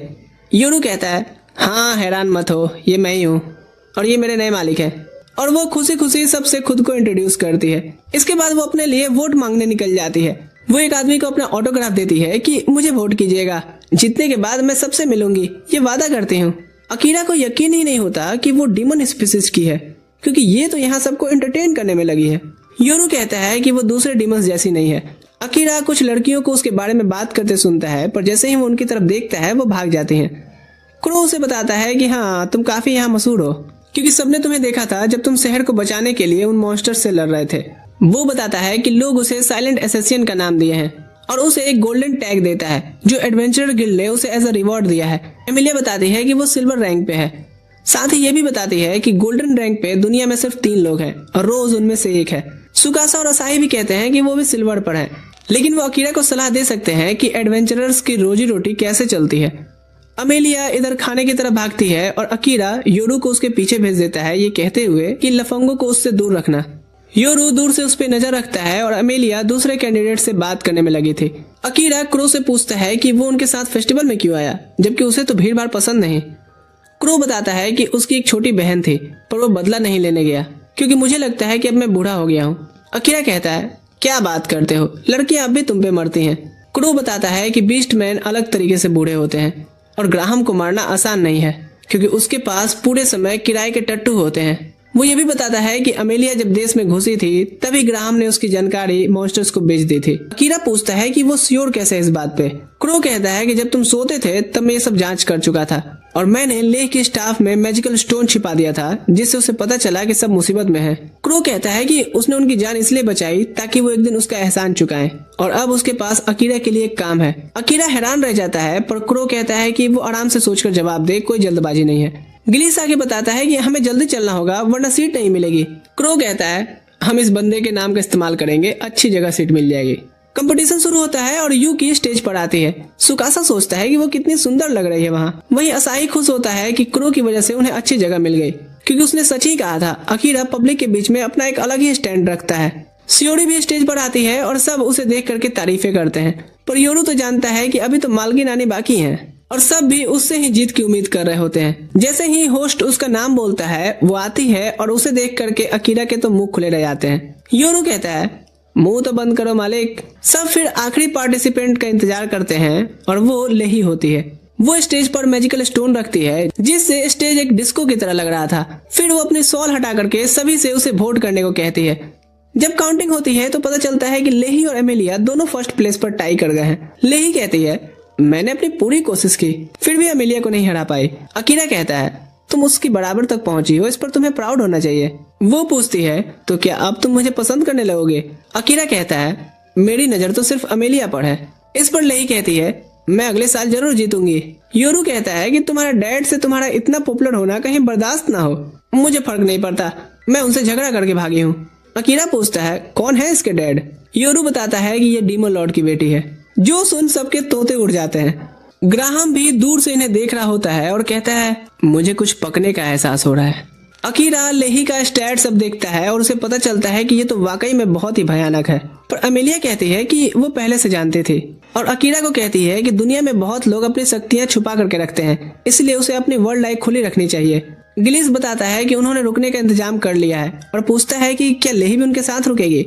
लेही कहती है, मैं बाहर टेंट लगा लूंगी क्योंकि मुझे पता है कि इंसान मेरे से डरते हैं। उसी शाम अकीरा सोच रहा होता है कि आखिर अमेलिया को अपना इनाम लेने कल क्यों जाना है और सुकासा बताता है क्योंकि इनाम समय पर तैयार नहीं हो पाया था। अकीरा पूछता है कि उसे ये कैसे पता, तो वो बताता है कि क्योंकि मेल वाले कंपटीशन में ही जीता हूँ। असाही नोटिस करता है कि योरू आसपास नहीं दिख रहा, तो अकीरा बताता है कि मैंने उसे एक काम पर भेजा है। सुकासा और बाकी सब बात लेने चले जाते हैं और क्रो अकीरा को अपनी कही बात याद दिलाता है, पर अकीरा कहता है कि मुझे फैसला करने के लिए थोड़ा और समय चाहिए। अमेलिया तभी उससे कहती है कि तुम्हें आराम करना चाहिए क्योंकि तुम 2 दिन से नहीं सोए हो। फिर वो उसे एक बेड पर पटक करके नींद की मैजिक देती है जिससे वो तुरंत सो गया था। अब आके वो क्रो से पूछती है कि वो अकीरा से किस बारे में बात कर रहा था। वो बताता है कि मैंने बस उससे एक काम का रिक्वेस्ट किया है। अमेलिया कहती है, मैं अकीरा को कोई ऐसा काम करने नहीं दूंगी जिसे वो खुद नहीं करना चाहता, खास करके जो उसकी जान जोखिम में डाले। क्रो समझाता है कि वो उसे मजबूर नहीं कर रहा है और रही बात जान जोखिम में डालने की, तो वो सिर्फ तुम्हारे लिए ऐसा कर सकता है। अगली सुबह लेही पूछती है, अकीरा कहाँ है? अमेलिया बताती है कि वो अभी भी सो रहा है और कहती है कि उसे उठाने की जरूरत नहीं है, सिर्फ इनाम लेने ही तो जाना है। सुकासा को लगता है कि किडनैपर्स उसी प्राइज वाली जगह पर होंगे, इसलिए हमें सावधान रहना चाहिए। वो सब लेही से भी सावधान रहने के लिए कहते हैं क्योंकि उन्हें नहीं पता कि वो क्या सोच रही है। सभी एक एबॉन्डेंट घर में पहुंचते हैं जहां से इनाम मिलना था, पर अचानक से उन्हें कुछ बैंडिट्स घेर लेते हैं और एमेलिया से कहते हैं कि ग्राहम तुमसे मिलना चाहते हैं। एमेलिया समझ जाती है कि ये सब उसी के आदमी हैं। वो इनकार कर देती है साथ जाने से, तो सभी फोर्सली ले जाने की बात करते हैं, पर एमेलिया अपनी ग्रेविटी स्पेल से उन्हें दबा देती है और पूछती है कि अब ग्राहम उससे क्या चाहता है। पहले तो वो झूठ बोलता है कि मुझे नहीं पता, पर एमेलिया जैसे ही 2-4 न्यूटन का फोर्स बढ़ाती है वो सच बताता है कि जो लड़कियां जीत कर गायब होती हैं उनके पार्ट्स को बेच दिए जाते हैं, और ग्राहम सबको पैसे देकर के चुप करवाता था ताकि अफवाह न फैले। एमिलिया समझ जाती है कि वो भी उसे बेचने ही वाले थे। वो उनका काम तमाम करने पड़ती है, पर लेही आकर के रोक देती है, ये कहते हुए कि आतंकवादियों की भी प्रेम कहानी होती है, इसलिए इन्हें मारना ठीक नहीं है।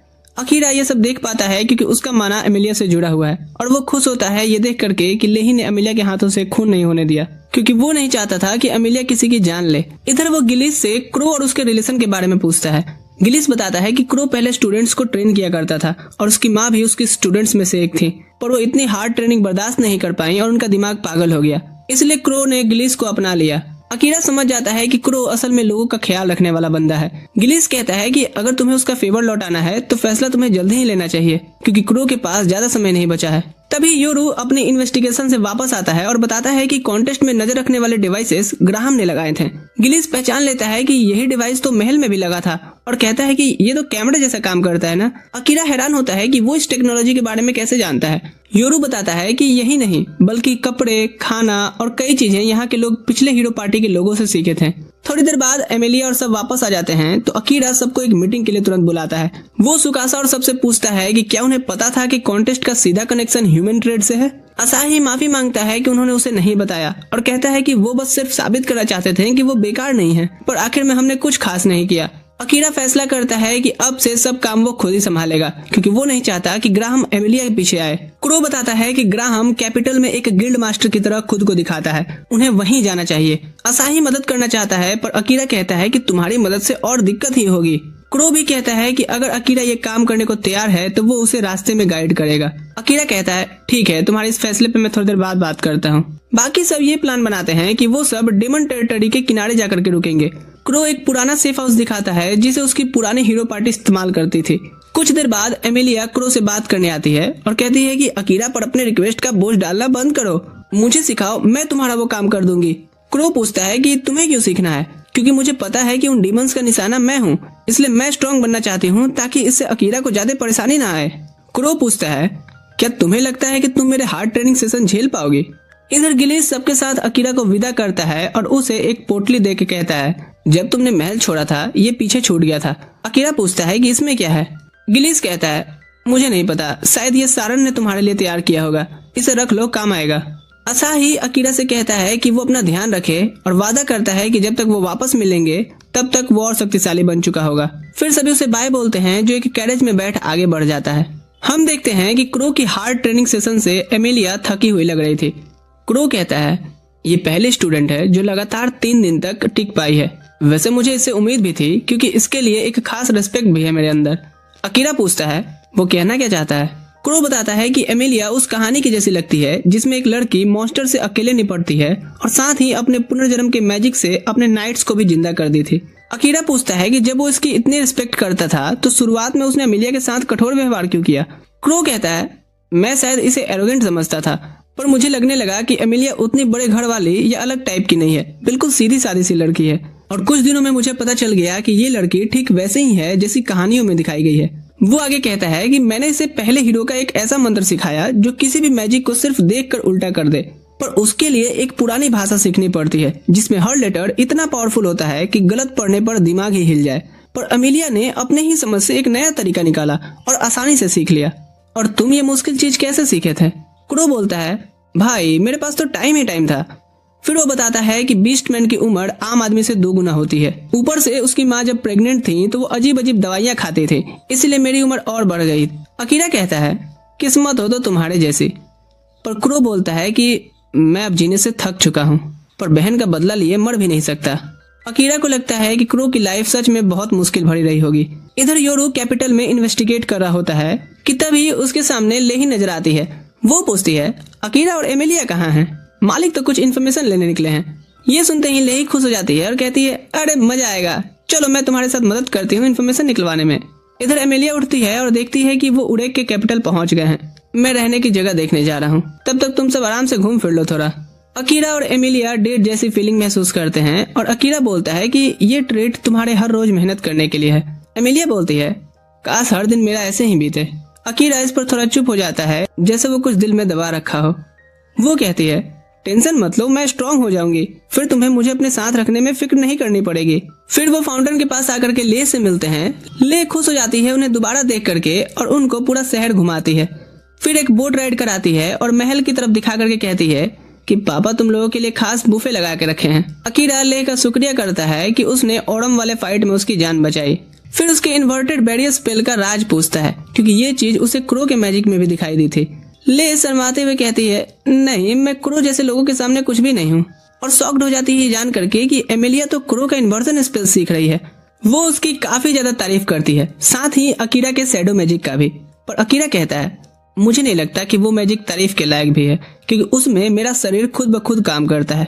फिर ये किंग एग्जॉम से मिलते हैं। राजा कहता है कि चाहे ले उसकी गोद ली हुई बेटी हो, पर तुमने इसकी जान बचाई है और ये मेरे लिए बहुत मायने रखता है, और उनका थैंक्स करता है। फिर वो बोलता है कि अकीरा, तुमसे मुझे एक रिक्वेस्ट है।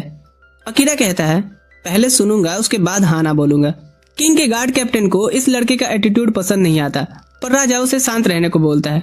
राजा बोलता है कि काम बस एक इंसान को खत्म करने का है। अकीरा सीधा बोलता है, नहीं। पर जैसे ही सुनता है कि टारगेट का नाम ग्राहम है, उसकी आंखों में अलग ही चमक आ जाती है। राजा बताता है कि वो उसका वाइस चांसलर हुआ करता था। राजा के बताए रीजन्स में अकीरा को कोई दिलचस्पी नहीं थी, पर ग्राहम से तो उसे भी कुछ हिसाब करना था। राजा उसे प्रोटेक्शन देने की बात करता है, पर अकीरा बोलता है, मुझे किसी कमजोर की प्रोटेक्शन नहीं चाहिए। गार्ड कैप्टन को फिर से बुरा लगता है, क्योंकि बात उसी की हो रही थी। तो अकीरा बोलता है, अगर डाउट है तो मुकाबला कर लो। राजा बोलता है, ठीक है, फिर युद्ध हो। आंगन में फाइट शुरू होती है। अकीरा अपनी तलवार तक हटा लेता है। सिग्नल्स मिलते ही कैप्टन तेज हमला करता है। जमीन को तोड़ते हुए पत्थर उछालते जा रहा था, पर अकीरा आराम से बच जाता है। फिर वो कुनाई फेंक करके कैप्टन जैसे घोड़े की टांग फंसा करके उसे घोड़े लगा देता है। अकीरा कहता है, अब खत्म करने का टाइम आ गया। वो एक ही हिट में कैप्टन का हथियार तोड़ देता है और चाकू उसकी गर्दन पर। राजा हिला का हिला रह जाता है। अमेलिया बोलती है, मेरे मर्द पर दोबारा शक मत करिएगा। यहाँ राजा उसके दिमाग में एक बात डाल देता है कि तुम दोनों की उम्र तो एक बराबर नहीं है, तो जिंदगी एक साथ कैसे चलेगी। बाद में अकीरा क्रो से होटल में मिलता है और हैरान होता है कि रूम कितना शानदार है। अमेलिया बोलती है, बिस्तर और भी शानदार है, चलो साथ में सोते हैं। अकीरा तुरंत बोलता है, जाओ जाके सो जाओ, मुझे कुछ काम है। क्रो उससे कहता है, तुम मुझे हमेशा एक आदमी की याद दिलाते हो। उसे भी ज्ञान की बहुत भूख होती थी, हर समय किताबों में घुसा रहता था, इतना कि हम उसे ज्ञानी बाबा बुलाते थे। शस्त्र और शास्त्र दोनों में महारत थी। अकीरा हैरान हो जाता है सुन करके जब वो सारन का नाम लेता है। अकीरा कहता है, वो सारन की बहुत रिस्पेक्ट करता था और जिसने भी उसे मारा है उसे वो छोड़ेगा नहीं। क्रो कहता है, अगर मैं कहूँ तुम मेरा काम करके ये काम भी कर सकते हो तो। अकीरा पूछता है, तुम कहना क्या चाहते हो। क्रो बताता है कि नाइट रावंस जिनके सहारे राजा ने सारन को मरवाया, वो सभी ग्राहम नहीं भेजे थे। ये सुन अकीरा शॉक्ड हो जाता है और फैसला करता है कि फिर तो उसकी मौत मेरे हाथों ही लिखी है। ग्राहम कहता है, लगता है अब तुम्हारे पास कुछ अच्छे रीजंस भी आ गए हैं इस काम के लिए। अमेलिया गुस्से से कहती है कि हे, इसे मैनिपुलेट करना बंद करो। क्रो कहता है, मैंने तो सिर्फ अपना रिक्वेस्ट रखा है, अभी भी फैसला अकीरा के हाथ में ही है। वो चाहे तो मना भी कर सकता है, पर अगर ये मानता है तो मैं इसे डीमन रियान तक गाइड करूंगा, साथ ही इसकी ठीक की गई तलवार के पैसे भी नहीं लूंगा, और चीजों को ढूंढने वाले रिंग भी ये रख सकता है, और ये मेरे डंजन में तुम सबकी बचाई जान का फेवर भी लौटा सकता है। एमिलिया कहती है, तुम रिवर्स साइकोलॉजी यूज कर रहे हो। एक तरफ ऐसा दिखा रहे हो कि फैसला उसके हाथ में है और दूसरे ही पल इतने सारे उसे बेनिफिट्स दिखा रहे हो। अकीरा कहता है, सुनो, बिना फीस का वकील मत बनो, तुम्हें इतनी चिंता करने की जरूरत नहीं है। एमिलिया बताती है, जान नहीं लेना तुम्हारा ही उसूल है। अकीरा कहता है, हाँ, लेकिन सारन के मौत के पीछे अगर ग्राहम का हाथ है, उसने क्रो की बहन को भी नहीं छोड़ा और अब तुम्हारे पीछे पड़ा है, ऐसे इंसान का मर जाना ही बेहतर है। क्रो बताता है कि ग्राहम की सुरक्षा में खास तरह के सैनिक होते हैं जिन्हें वो कोई स्पेशल हर्ब्स पिलाता है, जिसके बाद से वो सैनिक सेकंड क्लास के डीमंस से लड़ने तक के भी काबिल हो जाते हैं। अकीरा कहता है, शायद इसलिए सारन अकेले ऐसे सैनिक ग्रुपों का सामना नहीं कर पाया होगा। क्रो कहता है कि उसे जल्दी ही फैसला लेना होगा, क्योंकि जितना वो देर करेगा ग्राहम उतना ही पावरफुल होता जाएगा। उसका धंधा बड़ा गंदा है, वो गुलामों की तस्करी करता है डीमन से, और बदले में उसे वो इंग्रेडिएंट्स मिलते हैं जो सिर्फ डीमन रियाल में पाए जाते हैं, जिससे वो पावरफुल हर्ब तैयार करता है और वो फिर अपने सैनिकों को पिलाता है, और दिन ब दिन ऐसे करके वो अपनी आर्मी को बड़ी करते जा रहा है। अकीरा कहता है कि ये ग्राहम तो बहुत चालू चीज है। ये कहते हुए वो कुछ सोचने बाहर निकलता है और अमेलिया भी उसके पीछे जाती है। इधर क्रो कहता है, तुम कोई भी फैसला लो अकीरा, कुछ लोगों के लाइफ में दुख तकलीफें मरते दम तक पीछा नहीं छोड़ती। अगली सुबह वो क्रो से मिलने आता है, तभी ले यहाँ आती है और और अकीरा से अपने बाप की तरफ से माफी मांगती है। क्रो को यहाँ पता चलता है कि यहाँ के किंग ने भी अकीरा से ग्राहम को मारने का रिक्वेस्ट किया है। वो कहता है किंग इसीलिए तुमसे कहा क्योंकि वो ऑफिशियली अगर उसे खत्म करे तो पब्लिक के बीच उसकी इमेज अच्छी बन जाएगी। ले यहाँ फिर से दोनों से माफी मांगती है, खास करके एमिलिया से भी, क्योंकि उसके फादर ने अकीरा और उसके रिलेशनशिप के बारे में बुरा बोला था। एमिलिया कहती है अच्छा मुझे तो याद ही नहीं। ले कहती है ठीक है तो फिर मुझे एक मौका दीजिए, मैं आप सबको ये शहर घुमाना चाहती हूँ। क्रो पूछता है क्या मैं भी आ सकता हूँ? और ले कहती है हाँ क्यों नहीं। रास्ते में वो सभी से शहर के कुछ खास चीजों के बारे में बात कर रही होती है और क्रो से बातें ही किए जा रहे थे। अचानक से एमिलिया रुक कहती है क्या तुम दोनों हमें थोड़ा देर के लिए अकेला छोड़ दोगे? मैं अकीरा के साथ थोड़ी लवी डबी होना चाहती हूँ। क्रो कहता है हाँ ठीक है। उनके जाने के बाद अकीरा पूछता है ये क्या था? एमिलिया कहती है तुम कुछ नहीं समझोगे बुद्धू। ले क्रो को पसंद करती है इसलिए मैं उन्हें थोड़ा करीब ला रही हूँ। अकीरा कहता है सही में? दोनों की एज गैप पता है तुम्हें? एमिलिया कहती है एज तो बस एक नंबर होता है, और हाँ मुझे सही में तुमसे कुछ प्राइवेटली बात करनी थी। वो फिर से उसे क्रो के रिक्वेस्ट पे सोचने को कहती है क्योंकि वो उसके बगैर डीमन रियाल में जाने वाला है। वो उसे याद दिलाती है लेही की बातों का कि कैसे डीमंस की भी बैक स्टोरी होती है, कोई उनका ट्रॉमा होता है, वो भी मरना डिजर्व नहीं करते। वहीं इधर हम लेही को देखते हैं जो योडू के साथ इन्वेस्टिगेशन पे निकली थी। योडू कहता है मुझे हैरानी हो रही है कि तुम मेरे साथ बोर नहीं हो रही। मैं अपने बाप से दूर जाने के लिए छुछुंदरों की भी कंपनी एंजॉय कर सकती हूँ। भले ही वो डीमन किंग है लेकिन इसका मतलब ये तो नहीं कि वो नेचर के लॉ को चेंज करेंगे। योडू पूछता है क्या हुआ है, अच्छे से बताओगी? तभी उसे एक शॉप दिखता है और वो सीधे घुस जाती है और ब्रेड ऑर्डर करती है। वो दुकानदार पूछता है कि क्या वो शहर जा रही है? लेही कहती है हाँ पापी पेट का सवाल है। वो उसे वार्न करता है कि शहर में हाई पेइंग जॉब्स काफी रिस्की होते हैं। वो बताता है कि उसके जगह उसे गिल्ड मास्टर के पास एडवेंचरर का काम करना चाहिए। वो भी ट्रेड का ही काम देता है और सेफ भी है और पैसे भी उतना ही देता है जितनी बड़ी कंपनियां देती हैं। लेही फिर उसके बारे में सारी इन्फॉर्मेशन ले लेती है। बाहर आके वो योडू से पूछती है कैसा लगा मेरा ग्राहम के बारे में इन्फॉर्मेशन निकलवाने का तरीका? मैं तुझे चालू चीज मानता अगर तुमने उसके दुकान पे अपनी पेंटिंग का निशान नहीं छोड़ा होता। इधर शहर में अकीरा कहता है मैंने सारन के कातिल को सजा देने का फैसला तुमसे मिलने से पहले कर लिया था और अब तो तुम्हारी सेफ्टी के लिए भी उसे मरना ही है। अमेलिया कहती है पर मैं स्ट्रॉन्ग भी तो बन सकती हूँ, क्या जो भी मेरे लिए खतरा बनेगा उसे तुम मारते फिरोगे? और क्रो का क्या? अगर मैंने ये नहीं किया तो वो सुकून से मर भी नहीं पाएगा। उसने अपने अंदर इतनी तीव्र इच्छा पाल रखी है ग्राहम के मौत की। वहीं हम क्रो को देखते हैं जो लेह के साथ शहर के बाहर आ चुका था। वो पूछती है तो मुझे कहाँ ले जा रहे हो? पहुंच के देख लेना। हे मुझे बच्चों के जैसा ट्रीट करना बंद करो। मैंने तुमसे एक बार इन्वर्जन स्पेल सीखने को भी रिक्वेस्ट किया था, मुझे तो नहीं सिखाए पर उस एमिलिया को सिखा दिए। क्रो उसका हाथ पकड़ कहता है मैं तुम्हें खतरे में नहीं डाल सकता वो सिखा करके, तुम्हारे अंदर वैसे भी दिमाग नहीं है, जो भी है वो तुम खो दोगी। ले सोचती है ये किस तरह का इंसल्ट था जो मुझे अच्छा लगा। वो कहता है लो हम पहुंच गए। वो रेड स्पाइडर नाम के फूलों के बीच होते हैं। ले ये देख काफी एक्साइटेड हो जाती है। क्रो बताता है कि अकीरा के दुनिया का ये फूल है जिसे पिछले हीरो पार्टीज के लोग लेके आए थे। ले उन्हें छूने जाती है तभी क्रो उसे रोक कहता है ये जहरीले हैं। वो बताता है कि अकीरा ने कहा था कि ये फ्लावर्स मौत और पुनर्जन्म को रिप्रेजेंट करते हैं और इसी वजह से उसे ये फूल पसंद है। ले उसे पूछती है कि तुम मुझे यहाँ क्यों लाए? क्रो कहता है कि एक दिन मैं टहलते हुए यहाँ से जा रहा था और उसी दिन इच्छा हुई कि मैं ये किसी को दिखाऊं। ले पूछती है क्या इसका मतलब तुम जिसे पसंद करते हो उसे? अगर ऐसा है तो मैं तुम्हारे प्रपोजल को एक्सेप्ट जरूर करूंगी। क्रो कहता है मेरा वो मतलब नहीं था। ले कहती है तुम बस कोई पार्टनर के साथ खुश रहना चाहते हो। क्रो कहता है पर मैंने इस इच्छा को उस दिन मार डाला जब से मेरा मकसद मेरी बहन की मौत का बदला लेना बन गया और अब मैं वो इंसान नहीं रहा जो हैप्पीनेस डिजर्व करता है, क्योंकि मेरा मकसद अब किसी की लाइफ को बर्बाद करना बन चुका है और वो है ग्राहम। क्रो के बारे में इतना कुछ जान करके पता नहीं क्यों पर ले को डीपली हर्ट होता है और वो एक शब्द नहीं बोल पाती। इधर हम सुकासा और उनकी टीम को देखते हैं जो जंगल में कैंप लगाए थे। वो कुछ खाने के लिए जानवर मारते हैं, फिर कुछ लोग गिलीस के ऑर्डर पर वेजिटेबल और मशरूम ढूंढने निकल जाते हैं और वो खुद टेंट के आसपास अलार्म सेट करने निकल पड़ता है। सुकासा और असाही बैठे बात कर रहे होते हैं कि कैसे गिलीस उनका अब तक साथ देते आया है। असाही कहता है वो जरूर वो करना चाह रहा है जो अगर सारन रहता तो करता। सुकासा फिर अकीरा के बारे में बात छेड़ता है कि वो नहीं चाहता कि कोई भी उसकी मदद करे। मुझे अकीरा ह्यूमन वर्ल्ड में भी पसंद नहीं था, जिस तरह से वो मुझे इग्नोर करता था। असाही कहता है हे चिल, वो तुम्हें इग्नोर नहीं करता था, बस तुम उस समय उसके ध्यान में नहीं थे। सुकासा कहता है हाँ मुझे पर्सनल नहीं होना चाहिए, वो सही में नए लोगों में कोई इंटरेस्ट नहीं रखता। लेकिन फिर वो इस देश के बारे में बात करने लगते हैं कि कैसे उन्हें हीरोज यहाँ कहा जाता है, बल्कि वो लोग तो बस यहाँ के लोग से थोड़े ज्यादा ताकतवर हैं। लेकिन अकीरा हमसे यहाँ भी डिफरेंट है, इसीलिए नहीं कि उसके पास स्ट्रॉन्ग स्किल्स हैं, बल्कि इसीलिए कि वो अपने डिसीजंस पर डाउट नहीं करता। पर इस बार जो वो करने जा रहा है, मुझे लगता है कि उसे एक बार अपने डिसीजन पर सोचना चाहिए। वहीं इधर एमिलिया और अकीरा ले और क्रो का इंतजार कर रहे होते हैं। एमिलिया एक आखिरी बार पूछती है कि क्या वो इस मिशन पर जा रहा है। अकीरा कहता है हाँ, मेरे पास इसके बहुत रीजंस हैं। एमिलिया कहती है ठीक है, अगर तुमने मन बना लिया है तो मैं तुम्हें नहीं रोकूंगी, बस तुम अपने डिसीजंस पे श्योर रहना। अगर मैं ग्राहम को मारता हूँ तो क्या तुम मुझसे नफरत करने लगोगी। एमिलिया कहती है कभी नहीं, मैं बस चाहती हूँ कि तुम खुद की नजरों में कॉन्फिडेंट रहो ताकि तुम्हें पछतावा ना हो इस चीज का। अकीरा को यहाँ एक खिलौने की दुकान पर छोटी बच्ची नखरे करते हुए दिखती है। इस चीज से उसे याद आता है कि एक दिन ऐसे ही उसकी छोटी बहन नखरा कर रही थी नहीं जाने का, जब वो पुराने घर से शिफ्ट हो रहे थे। दरअसल अकीरा का बाप एक दिन दूध लेने गया और फिर कभी नहीं लौटा, इसलिए उन्हें सस्ते अपार्टमेंट में अब शिफ्ट होना पड़ रहा था। अकीरा सोचता है कि वो इंसान अपनी बीमार बेबी, 2 बच्चों के खर्चे और फुल टाइम का कॉर्पोरेट जॉब से इतना परेशान हो चुका था कि भागना सही समझा।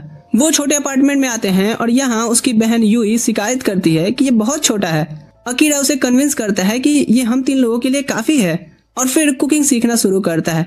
हालांकि वो पहली बार अच्छा नहीं बना था, पर उसकी मॉम और बहन एंजॉय करती हैं। उसकी मॉम कहती हैं हम बारी बारी से ये कर लेंगे क्योंकि हम इतने ही काफी हैं।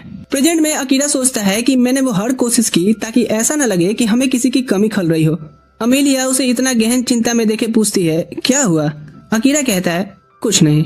फिर से वो ये सोचने लगता है कि क्या ये डिसीजन सही है, क्योंकि अगर मैं एक मर्डरर बनता हूँ तो मुझे अपने परिवार के साथ रहने का फिर कोई हक नहीं रहेगा। ये चीज अब उसे परेशान करने लगती है। पर ये वीडियो यहीं खत्म होता है। अब आगे अकीरा क्या करेगा ये तो हम देखेंगे आगे के पार्ट्स में। वीडियो पसंद आया लाइक शेयर करना अपने दोस्तों के साथ, और तब तक अपने फैमिली का ख्याल रखो। मैं मिलूंगा आपसे अगली वीडियो में। ठीक है दोस्तों, अभी के लिए मैं चलता हूँ। Thanks for watching.